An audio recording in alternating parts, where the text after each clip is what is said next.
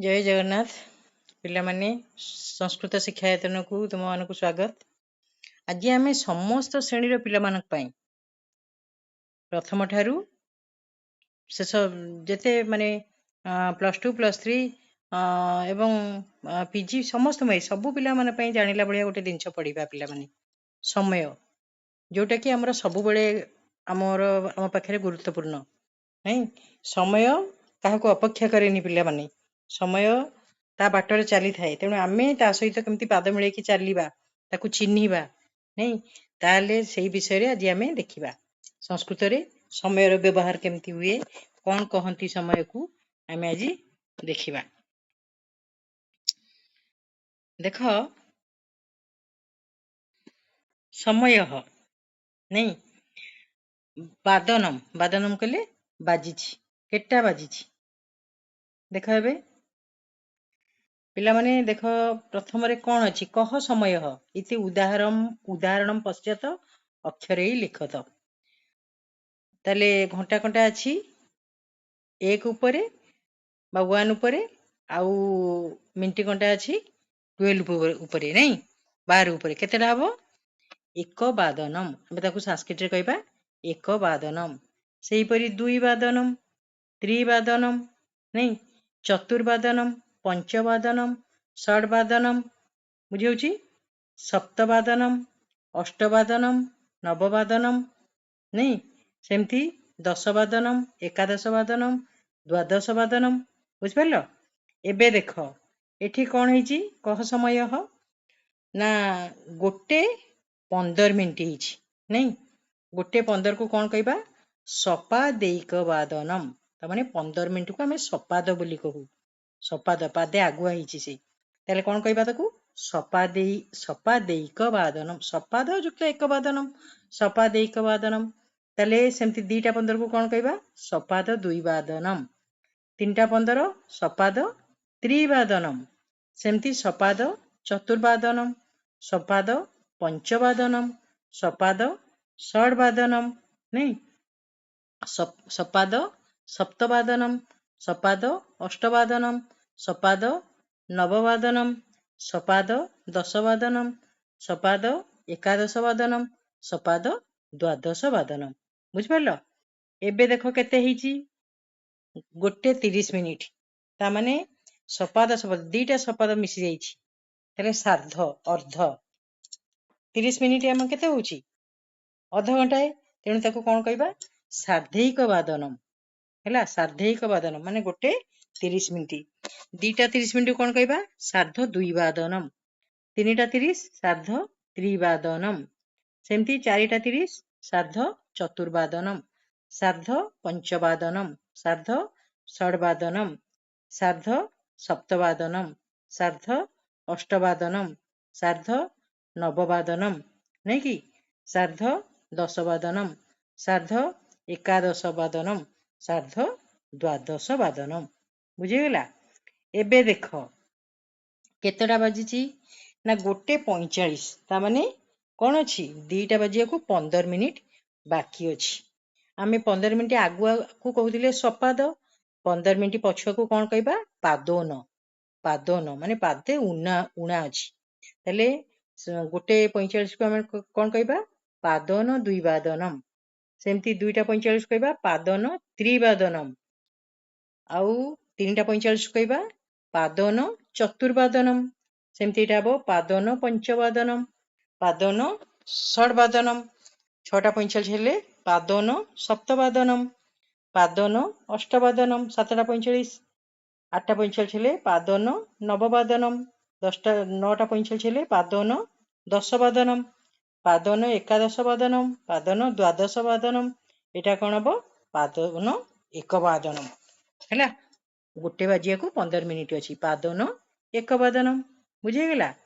एबे देखो केतेटा हेची केटा हेची ना 2टा बाजिया को केते मिनिट अछि 5 मिनिट अछि नहीं ताले 5 55 5 उना अछि ताले गोटे 55 हेची ता कोन कहबा 55 दुई बादनम सेमती जदि 10 मिनिट उना अछि ଦଶନ ତ୍ରିବାଦନମ୍, 3ଟା ବାଜିବାକୁ କ'ଣ ଅଛି 10 ମିନିଟ୍ ଅଛି, ତାମାନେ 2ଟା 50, ତାହେଲେ ତାକୁ କହିବା ଦଶନ ତ୍ରିବାଦନମ୍। ସେମିତି 5 ଅଧିକ ହେଇଯାଇଛି, ମାନେ 5ଟା 5 ହେଇଛି, ତାକୁ କ'ଣ କହିବା ପଞ୍ଚାଧିକ ପଞ୍ଚବାଦନମ୍।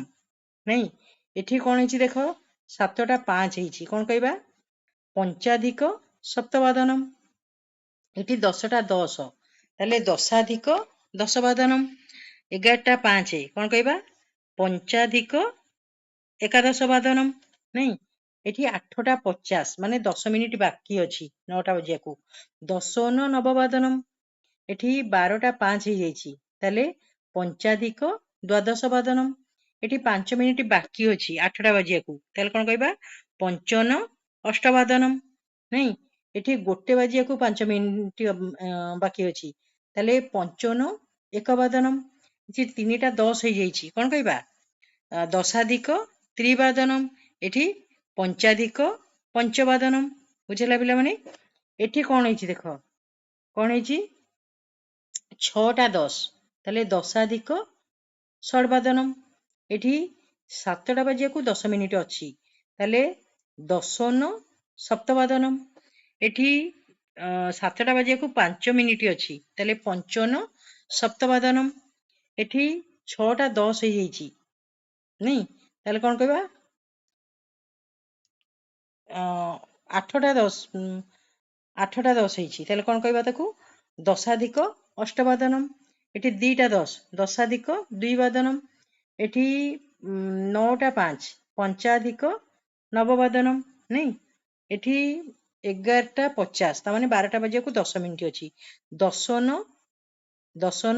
ଦ୍ୱାଦଶ ବାଦନମ୍। ଏଠି ପଞ୍ଚନ ଦ୍ୱାଦଶ ବାଦନମ୍। ଏଠି 12ଟା 10 ହେଇଯାଇଛି, ଦଶାଧିକ ଦ୍ୱାଦଶ ବାଦନମ୍। ପିଲାମାନେ ବୁଝିହେଲା ସମୟର କିପରି ବ୍ୟବହାର କରାଯିବ? ଏଠି ତାହେଲେ ଆମେ କରିଦେଇ ପାରିବା ଉଦାହରଣ 9ଟା 15 ହେଲା ସପାଦନ ନବବାଦନମ୍। ତାହେଲେ ଏଠି କ'ଣ କରିପାରିବା 3ଟା 15 ସପାଦନ ତ୍ରିବାଦନମ୍। ନାଇଁ, ବୁଝିପାରିଲ? ସେମିତି ସପାଦ ମାନେ କ'ଣ, ପାଦେ ଅଧିକ ଅଛି, ପାଦେ ଅଧିକ ଅଛି। ଏଇଟା ହବ ସପାଦ ପଞ୍ଚବାଦନମ୍। ନାଇଁ, ସପାଦ ପଞ୍ଚବାଦନମ୍। 8ଟା 15 ସପାଦ ଅଷ୍ଟବାଦନମ୍, ସପାଦ ଦଶବାଦନମ୍, ସପାଦ ଦ୍ୱାଦଶ ବାଦନମ୍।